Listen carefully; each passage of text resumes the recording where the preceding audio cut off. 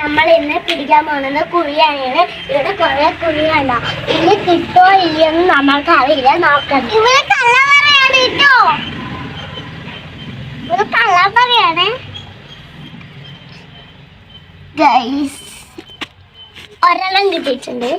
ഈ ചിരട്ടയിലേക്ക് ഇടാൻ നമുക്ക് കണ്ട. ഇനി അടുത്തത് തപ്പാം. ഈ കുഴാണ് സെക്കൻഡ്. ഇതില് കാണുന്നില്ല, അപ്പൊ നമുക്ക് ഇത് തപ്പാം.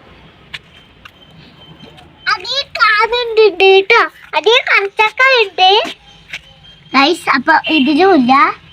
ഇത് ലാസ്റ്റത്തെ കുഴിയാണ് ഇത്. ഈ കുഴിയിലുണ്ടാവുമെന്ന് നമ്മൾക്ക് അറിയില്ല.